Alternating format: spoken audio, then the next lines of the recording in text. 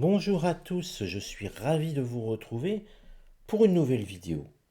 Et aujourd'hui, c'est l'avenir du gouvernement Barnier, tout simplement.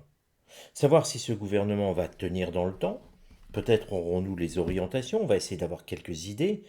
Est-ce un gouvernement qui va gouverner à droite, au centre, à gauche? Est-ce un gouvernement qui va être autoritaire, souple? On a des idées, on peut voir. Et je pense que c'est intéressant de savoir aussi s'il va durer. Alors la durée, si on a deux cartes saturniennes dans la synthèse et le résultat, on pourrait estimer que ce gouvernement tient plus qu'un mois ou deux. Parce qu'avec la majorité, il n'y en a pas. Et avec des blocs qui sont différents, de sensibilités différentes, c'est un peu une première en France. On a l'impression de retourner sous la quatrième République ou troisième République, où c'était très difficile de gouverner. Et bien là, il va falloir faire des concessions, je dirais, passer des accords. Alors, ce qu'on peut regarder, c'est la question plutôt que je vais poser, ça va être de voir comment va évoluer le gouvernement Barnier, du nom du Premier ministre. Alors, pour ceux qui veulent, je fais une petite parenthèse très rapide, pour ceux qui veulent une voyance gratuite, c'est toujours possible sur la chaîne. Vous m'envoyez vos questions sur utervoyant@gmail.com. N'oubliez pas prénom et date de naissance de tous les protagonistes, sinon je ne pourrai pas répondre. Et votre réponse, vous ne la recevrez pas par mail, mais en vidéo. Il n'y a plus d'autres possibilités, ça sera obligatoirement en vidéo, donc à la vue de tous. Ça sera en vidéo sur la chaîne YouTube. Comment va évoluer le gouvernement Barnier? Pour le tirage en croix, puisqu'une évolution, c'est toujours un tirage en croix. Pour une évolution, vous faites ce tirage en croix avec 5 cartes. Attention, le tirage à 4 cartes n'est pas bon. Ça ne répond pas de façon optimale. Donc, c'est codifié, c'est pas moi qui l'ai inventé, c'est vraiment codifié. Ce tirage à 5 cartes. Ici, nous avons la position de départ et nous avons une carte lunaire, les pénates. Les pénates, c'est l'idée du repli sur soi. Alors, qu'est-ce que ça peut évoquer? Eh bien, déjà, avec une carte lunaire, on n'est pas tranquille. Il n'y a pas de sérénité. Si vous-même vous faites des voyances, pour vos amis ou peu importe pourquoi, dites-vous bien toujours que ne lisez pas ce qu'il y a écrit dessus de façon à dire le gouvernement, il veut être dans ses pénates. Ça, ce sont des raccourcis, c'est de la voyance à râler pas crête. Il faut la remettre avec des termes dans l'esprit de ce que ça veut dire. Et là, les pénates, c'est toujours l'idée du repli sur soi. Vous voyez, on s'enferme dans cette tour à double tour et on ne veut plus trop en sortir, on regarde par les meurtrières et puis on voit ce qui se passe. Concrètement, ça veut nous dire que le gouvernement, il va être quand même sur la défensive. Et il va donc ne pas pouvoir s'aventurer dans certains sujets, des sujets sensibles, où il sait qu'il pourrait être mis très facilement en minorité, voire renversé. On peut dire qu'on va avoir un gouvernement qui va avancer en marchant sur des œufs. Parce que la situation, c'est compliqué. On sait qu'à gauche, Jean-Luc Mélenchon l'a annoncé, des motions de censure seront déposées. Donc, la marche du gouvernement est simple. Il ne faut surtout pas s'aliéner, en plus, le Rassemblement national. Et inversement, il ne faut pas qu'il propose des mesures qui ne plairont pas au Rassemblement national pour plaire à la frange du nouveau Front populaire. C'est vraiment marcher sur les œufs. Il va falloir faire très attention. Et ce gouvernement en est bien conscient. C'est la Lune qui nous le dit. La Lune, c'est tout ce qui fait peur, c'est ce qui donne des angoisses. Vous voyez, c'est vraiment cette idée-là. Ce qui montre que le Premier ministre ne va pas être sûr de lui à 100%. Bien sûr, c'est un homme expérimenté. Depuis le temps, je crois qu'il n'a fait que de la politique. Mais c'est pas pour autant que ça sera facile. Ce qui va aller contre, il n'a pas d'aide, pas de marge de manœuvre en réalité. Et ça, tant qu'il sera là, nous avons une carte jupitérienne.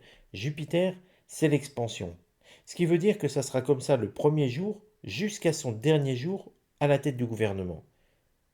Il n'aura pas l'aide nécessaire pour faire ce qu'il souhaite. Il n'aura pas les coups des franches. Peu importe les mots que l'on emploie, à la fin c'est quand même ça. Il n'a pas de marge de manœuvre.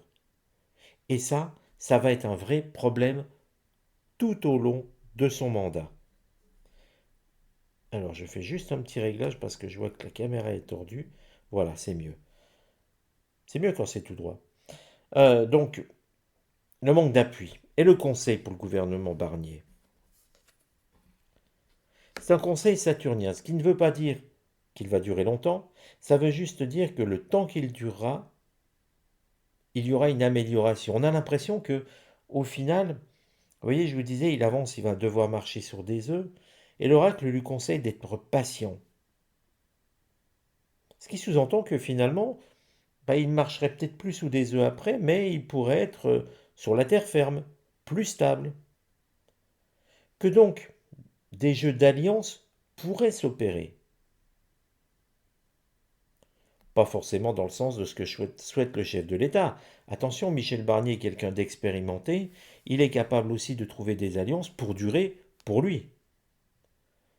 Donc vous voyez, deux choses qui sont bien différentes. Et dans ce cas-là, si Michel Barnier tient d'abord pour lui, ça peut déplaire à Macron et ça expliquerait pourquoi il va dissoudre l'année prochaine.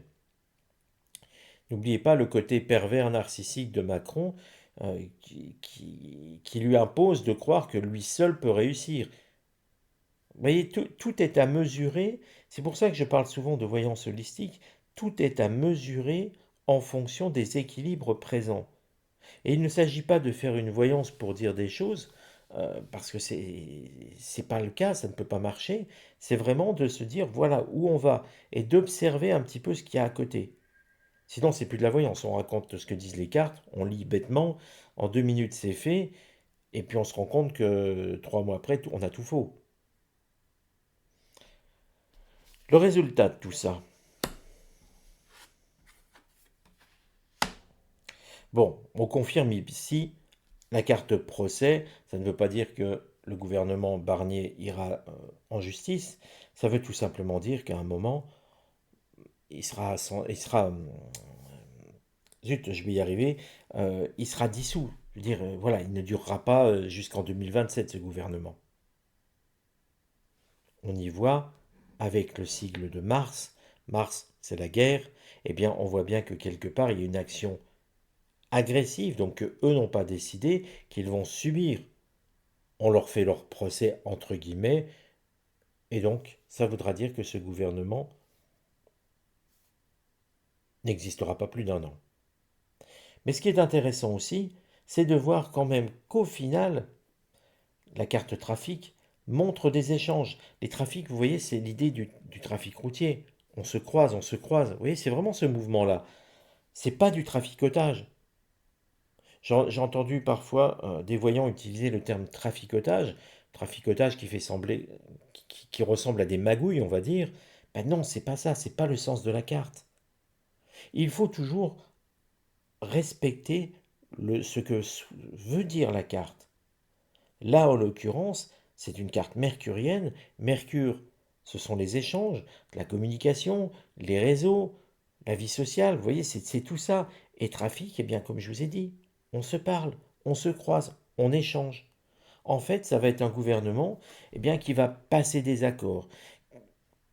Il va être limité, leurs accords. Attention, hein, il marchera sur de la terre ferme, mais elle demande qu'à s'ouvrir, elle est précipitée à l'intérieur. Il faut tout relativiser. Mais il y aura des compromis de trouver. C'est pas ça. C'est vraiment, vraiment du sable mouvant tout ça. Mais plutôt que de souhaiter le chaos permanent, ce qui est intéressant, c'est de se dire, ben voilà, jusqu'à maintenant, tous les gouvernements que nous avons eus sous la Ve République ne tenaient compte que d'eux-mêmes, finalement, et que leurs électeurs, ils s'en moquaient. Là, je ne dis pas que le gouvernement va s'occuper des Français, mais ils vont être obligés finalement de faire des compromis avec un Rassemblement national qui a eu des élus sur des thèmes bien particuliers, bien précis. Sachant qu'à gauche, l'idée du SMIC à 1 600 € et la réforme des retraites, c'était une utopie. Il faut quand même être conscient des choses. On peut espérer, bien sûr, on peut espérer, hein, moi-même, je veux dire, si demain on peut tous avoir 2 500 € sans rien faire, mais je vote pour. Mais on sait bien que c'est pas possible. Vous voyez, il y a un moment entre ce qu'on veut et la réalité, elle n'est pas toujours évidente. Et même si ce que je dis froisse un petit peu certaines personnes, ce que je peux comprendre, et ce n'est pas mon but, mais il y a toujours une forme d'utopie. Il faut se rendre compte que la réforme des retraites, oui, ils veulent revenir en arrière,